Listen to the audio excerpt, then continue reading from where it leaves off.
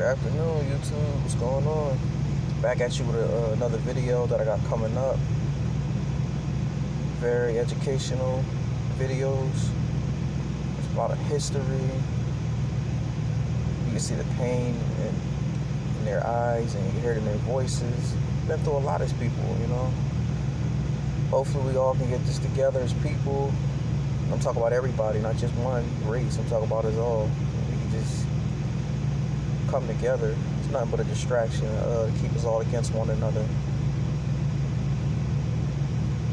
Hopefully one day we could all look each other in the eye and just say we all human, you know. That day will come. I'm confident. But I'm gonna get into this video, let y'all see it. Hopefully y'all like it. Like, share, comment, subscribe. See y'all later on. I'm out of here. Peace.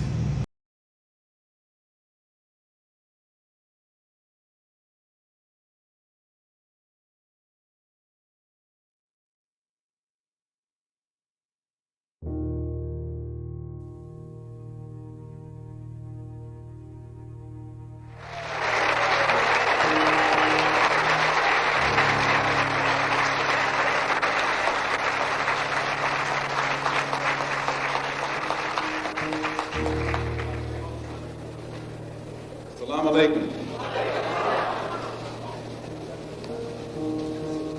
Mr. Moderator, our distinguished guests, brothers and sisters, our friends and our enemies.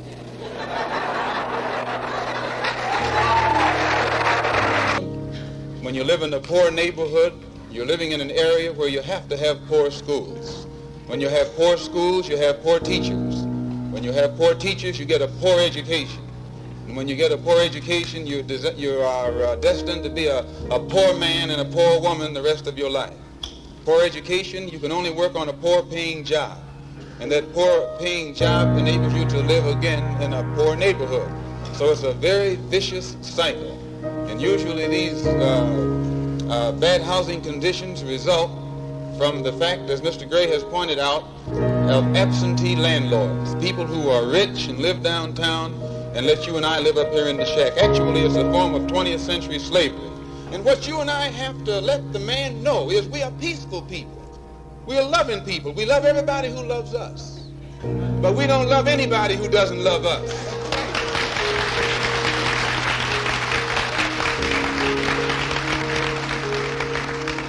We're nonviolent with people who are nonviolent with us.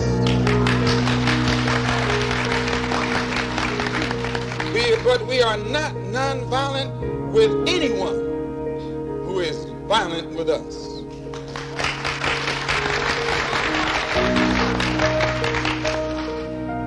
And now that I have the independence of action, it's my intention to work with everybody or against everybody, whatever the case may be, to try and get some kind of immediate solution to the problems that are confronting our people. I still believe the best thing for us to do is go back home to Africa. But while we're getting ready to go back, we've got to eat now, we've got to sleep now, we have to have some clothes now, our children have to go to school, and we need some place to work.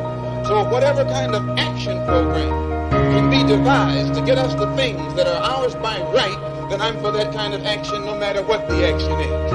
I don't think when a man is being criminally treated that some criminal has the right to tell that man what tactics to use to get the criminal off his back. When a criminal starts misusing me, I am going to use whatever is necessary to get that criminal off my back. And the injustice that has been inflicted upon Negroes in this country by Uncle Sam is criminal. Don't blame a cracker in Georgia for your injustices. The government is responsible for the injustices. The government can bring these injustices to halt. If you say that you're fed up, if you teach the Negroes that don't even know their own name. Why? Because he took it away from them. Please. 20 million black people don't even know their own language. Why? Because he took it away from them. 20 million black people who don't even know the history of their ancestors. Why? Because he took it away from them. And if you try and tell them how thoroughly and completely they've been robbed, he says you're teaching hate.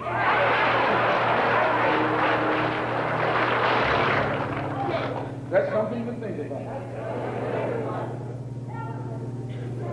Today you are coming out of college. You're coming out of the leading universities. You're trying to go in a good direction, but you don't know which direction to go in. And if somebody tries to take you right to the root of your problem, they say that that man's a hate teacher. If I ask why should the senators in Washington, and then again if we tell you that Negroes are being hung on the tree or being shot down illegally, unjustly, and those Negroes should do something to protect themselves, you say you're advocating violence. The white man is tricking you. He's trapping you. He doesn't call it violence when he lands troops in South Vietnam. Please. He doesn't call it violence when he lands troops in Berlin. When the Japanese attacked Pearl Harbor, he didn't say get nonviolent. He said praise the Lord, but pass the ammunition.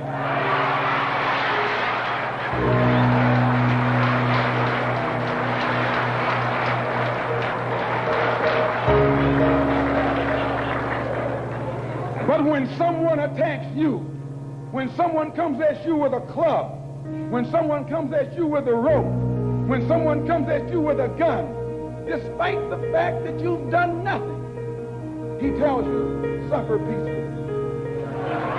Pray for those who use you despitefully. Be long-suffering. And how long can you suffer after suffering for 400 years?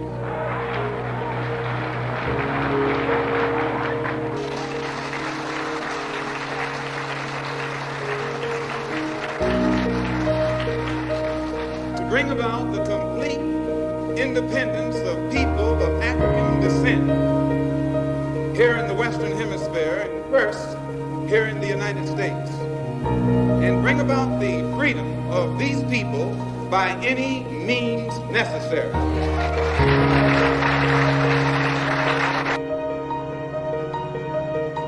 I wanted you to know that my house was bombed. It was bombed by the Black Muslim movement upon the orders of Elijah Muhammad. Now they had come around, so they had planned to do it from the front and the back so that I couldn't get out.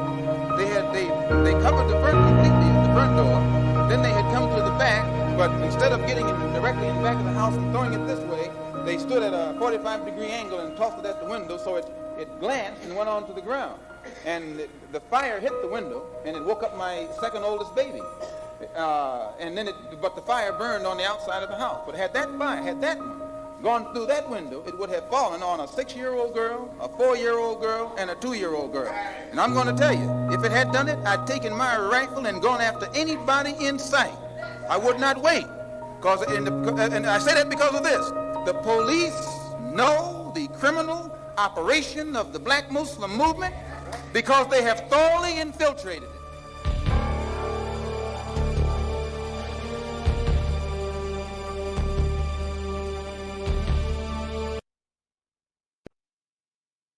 I plan to go on with our expansion, and also to make even a stronger tie with the struggling people of the world, because they represent 2/3 of the people. The colonized world, or the developing countries, are also the colored world. And American imperialism is implicated in all of those puppet governments that control these developing countries. In other words, if America withdraws its support from Greece, that Greek regime will fall. If America withdraws its support from the puppet government of South Vietnam, the Vietnamese war would end. So what I'm saying is we have to hook up internationally. You can only understand the situation internationally. And in order to do this, that we are going to commit troops. We're going to commit troops to the Vietnamese people, the National Liberation Front, to fight the cowardly American aggressor. The Black Panther Party. That's right. Now, when are you going to do that? Is that...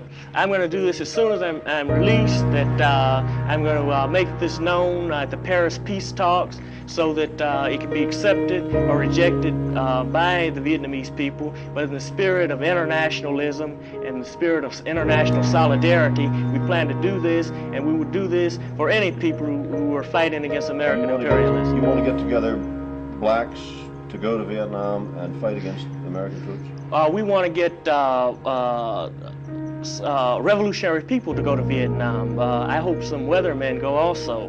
As far as the party, we don't think in terms really of black and white. We only think of that when we try to analyze American society, which is a racist society. But we're internationalists, we're anti-racist, we're not even a national chauvinists. As I say, we're internationalists in every sense of the word. Here, our party is composed of blacks simply because of the reality, the cultural reality in the country. I think that if things don't change drastically, it will be bloodshed. What are the Panthers going to, what part of the Panthers going to have? Well, the Black Panther Party is a force for justice in the name of peace.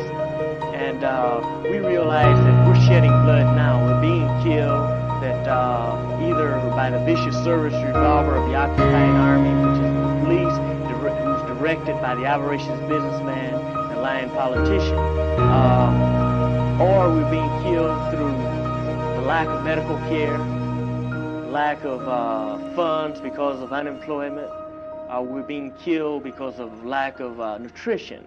So violence can take many forms. I call that violence when our kids are born and they're born with organic brain damages because of the malnutrition of the mother, you see, for economic reasons. The country's much too rich for that kind of thing. The country's too rich. The country is supposed to be too civilized.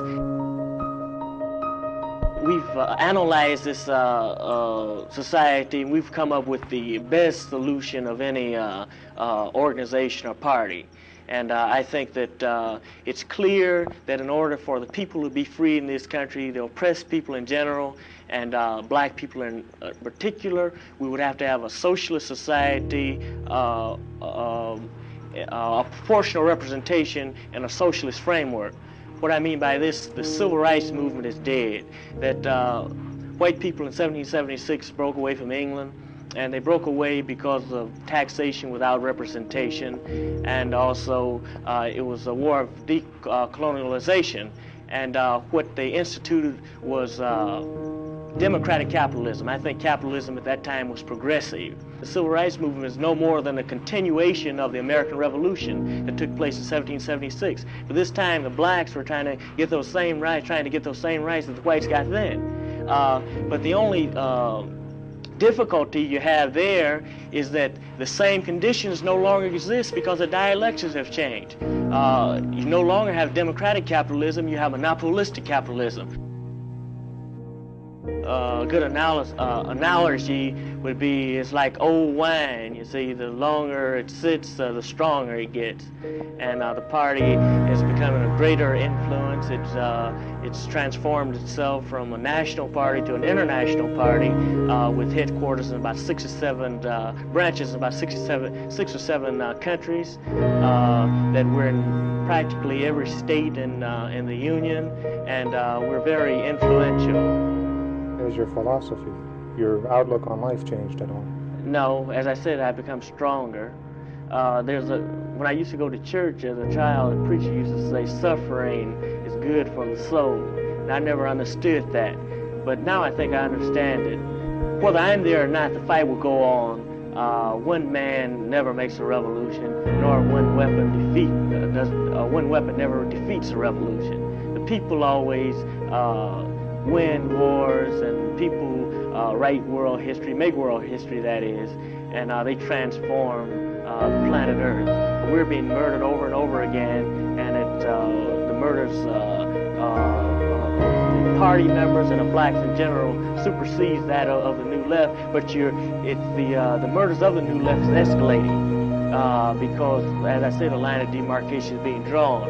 I think that this fight will sharpen as time goes, not only on a national level, but on an international level. I don't believe this country will be able, in spite of its great power, I don't believe it will be able to fight every country in the world and also fight a revolutionary war at home. That's what we're really banking on. You say the Panthers will mount an offensive in Vietnam. We will commit an undisclosed number of troops to the National Liberation Front. Well, specifically, how do you go about that?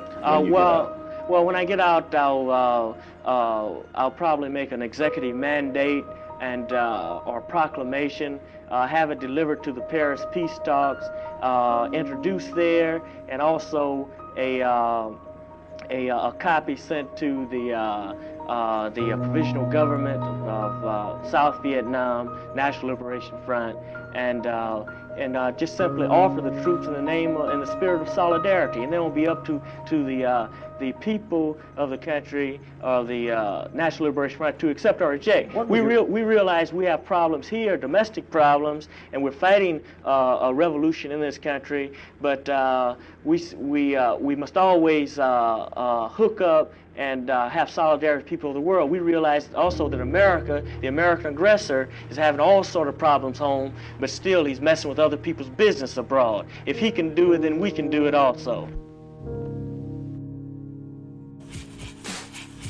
So they told me to watch my language. Fuck that. I live thug life and let the money come to me, cause they can never take the game from a young G. I get money. I mean, it was cool because I got a chance to speak to young black males all over the country about this new idea called thug life, which is a new kind of black power. And when I say thug life, I mean that shit. Cause these white folks see us as thugs. I don't care what y'all think. I don't care if you think you a lawyer, if you a man, if you an African American, if you whatever the fuck you think you are. We thugs and niggas to these motherfuckers. You know? And until we own some shit, I'ma call it like it is. How you gonna be a man if we start? You know? Cause you can walk by 5 different houses, ain't a man in either one of them motherfuckers. How we gonna be a man? How we gonna be African American? We out here thugs. We thugs. And we niggas until we set this shit right. Trust me when I tell you that shit. Young black males out there identify with thug life, but I couldn't handle it. I could handle it, but not right away.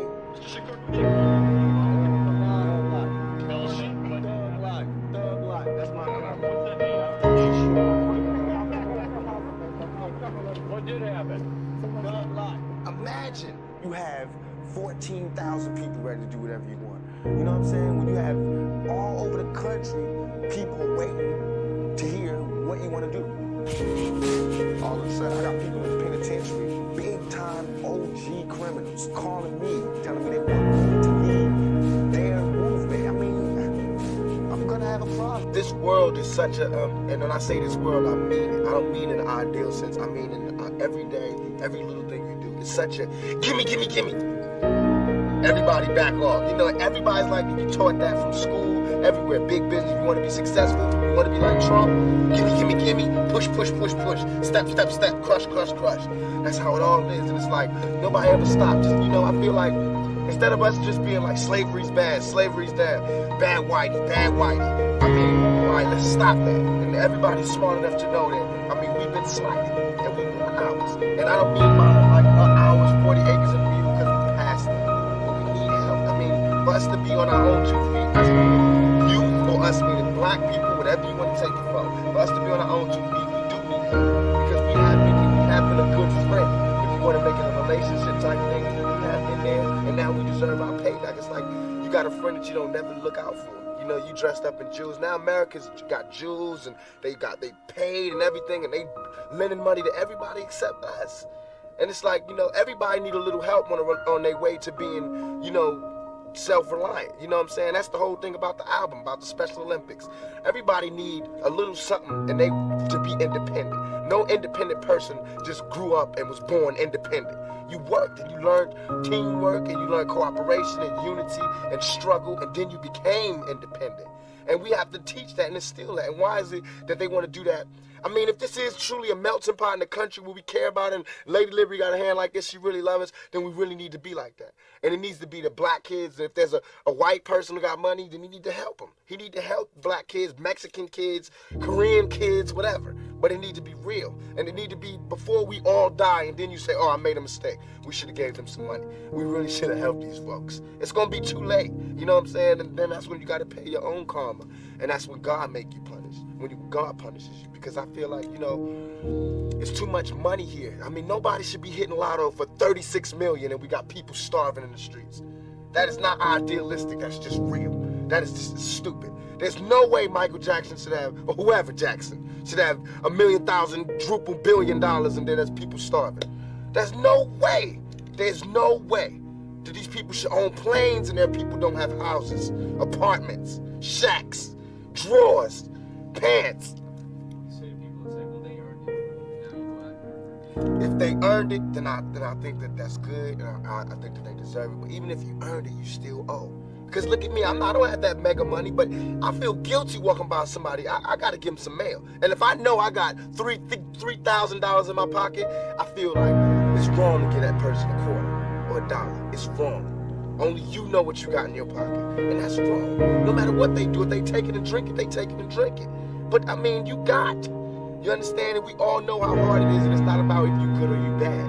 So since it's not about if you good or you bad, we know that because he don't got, don't mean he was bad. Or don't mean he's a criminal, or don't mean he's crazy, or a drug addict, or none of that. It just means he don't got. And ain't it bad that you got 30? I mean, can you imagine somebody having $32 million? $32 million. And this person has nothing, and you can sleep. You can still go to the movies about, I mean, and these are the type of people that get humanitarian awards. Millionaires. How can they be humanitarians? By the fact that they millionaires and there's so many poor people shows how unhumane they are. You know what I'm saying? And that bugs me. Not saying that when I'm never gonna be rich, you know what I'm saying? But I'm saying it's a struggle, and I think everybody deserves it. And I think there's a way to pay these people. I think there is a way. It just takes to be revolutionary. And it takes to do something out of the ordinary. You know what I'm saying? Like, I think that if we just said, okay, I got an idea. No more porno buildings, you know what I'm saying? Let's build houses. Or no more polo games, let's build houses. You know what I'm saying? Or, look, okay, I know you're rich. I know you got $40 billion, but can you just keep it to one house? You only need one house. And if you only got 2 kids, can you just keep it to 2 rooms? I mean, why have 52 rooms if you know there's somebody with no room? It just don't make sense to me. It don't. And then these people celebrate Christmas. They got big trees, huge trees, all the little trimmings. Everybody got gifts, and then somebody's starving. And they're having a white Christmas. They're having a great Christmas, eggnog and the whole nine. That's not fair to them.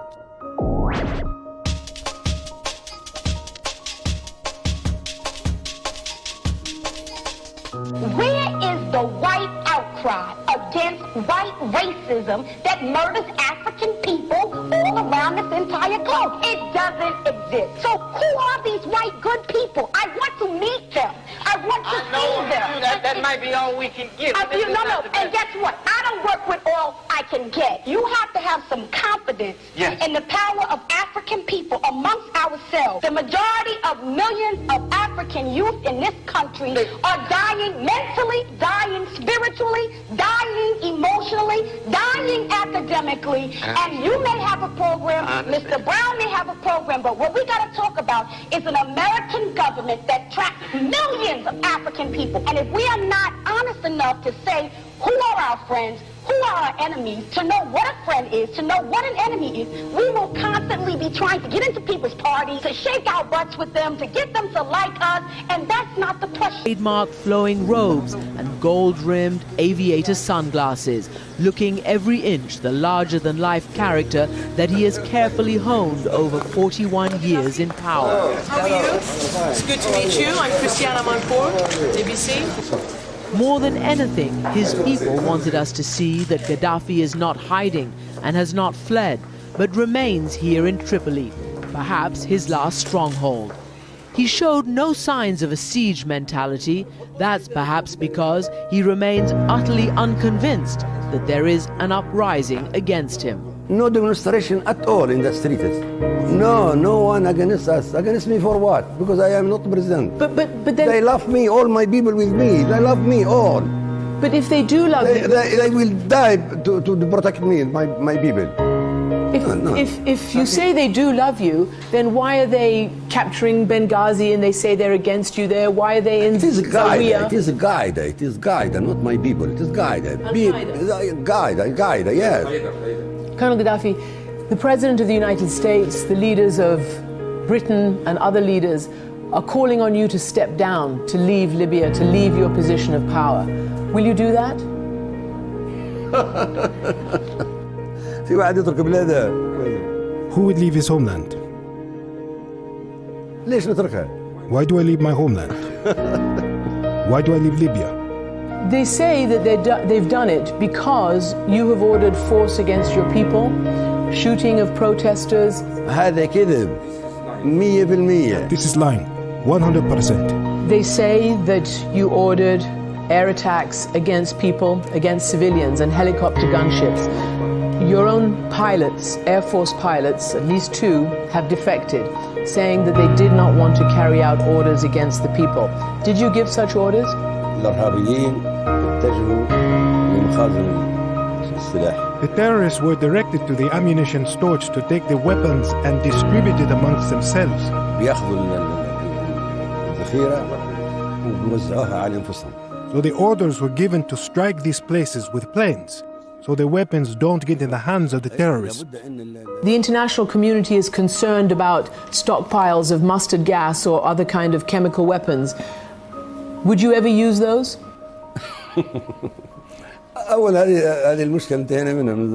First of all, this problem, we fixed it a while ago with Britain and America. We finished it. Is it even possible for a person to use chemical weapons against his own enemy in this modern age, let alone his own people? Along with 2 British journalists, I asked him whether he had ordered the Lockerbie bombing, which killed more than 200 Americans more than 2 decades ago, as his former justice minister is now claiming. Gaddafi would not give a direct answer. This is a door to a conversation we are finished with. I am not prepared to walk between graves. But despite Lockerbie, Gaddafi was brought in from the cold several years ago after giving up his weapons of mass destruction. The United States and other countries lifted sanctions and started doing business with Gaddafi again. Do you feel betrayed by the United States? How do you account for how they are towards you now today? Of course, it's a betrayal, a big betrayal. And there are no manners, it's silliness, beyond silliness, that the world can base their decisions on media reports. Is it possible that the world's decisions are being based on these reports? Political decisions. They should be looking for the truth of what is happening on the ground in Libya. Then make their decisions. We asked him what he thought of President Obama. My opinion I've said before on many occasions. I believe he was a good young man. I supported his international policies, and the relationship between the 2 countries has changed. But it seems he's been misinformed, and I can't believe the statements he has made. He said he thought outside powers wanted to recolonize Libya, and he vowed to fight off any invaders alongside the Libyan people.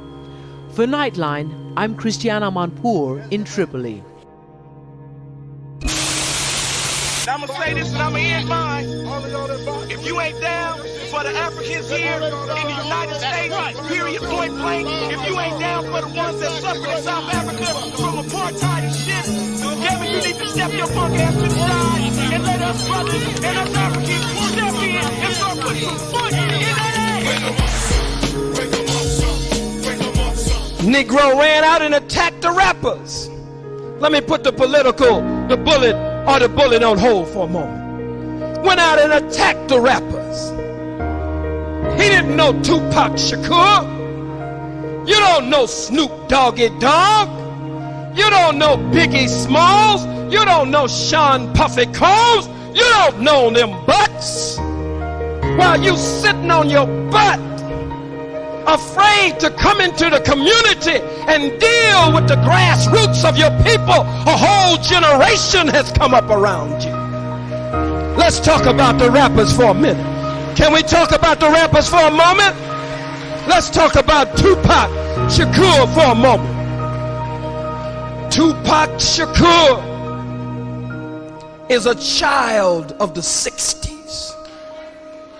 Tupac Shakur, born out of the spirit of the revolution of the 60s. Tupac Shakur, fire in his bones, boldness and rebellion in his blood. from his beautiful, bold Black Panther mama, Afeni, sitting in the jail cell, a revolutionary woman carrying the fruit of life, marking the child in her womb, marking the child with rebellion, marking the child with insurrection, marking the child with a spirit to not go along with what's been going on. When you got a generation like that, you've got to work with them. You've got to mold them and shape them and fashion them. They represent the best generation we've ever produced. They're mad. They're angry. White man say, wear your cap, turn this way. They turn theirs around. He say he wearing his pants up, they wear theirs down. Whatever he says do, they do the opposite. Rebellious. Sick and tired of what's been going on in the hells of North America. And so they rap lyrics that speak to the pain and the suffering and the low down life of the black man and woman. They speak to our condition at the grassroots level, in the muck, in the mire, and in the mud. Not to just be attacked. If you sit and if you stand in the pulpit that Adam Clayton Powell Jr. stood in, Adam Clayton Powell characterized himself in his words as the baddest nigger in Congress.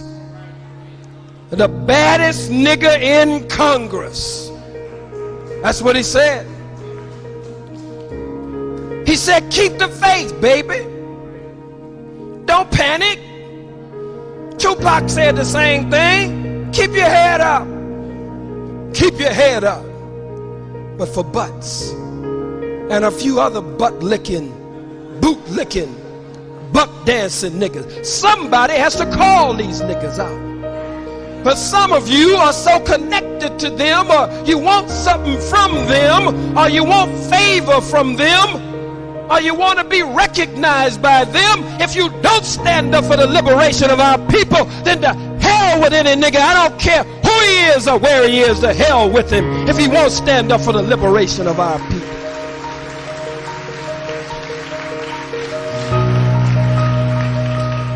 If we touch the hearts and minds of the rappers, they could create a revolution overnight. Overnight. Literally overnight.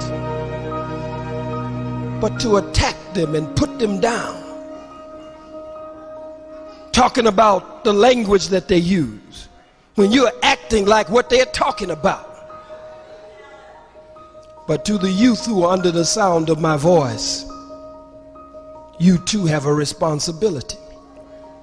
You do have a responsibility to wake up, clean up, and stand up. And give liberation lyrics to our people that will uplift them and not degrade them and put them down. Because if we follow the same filth of the white man's world, then our world will go down under the weight of filth and corruption the same way the white man's world is going down.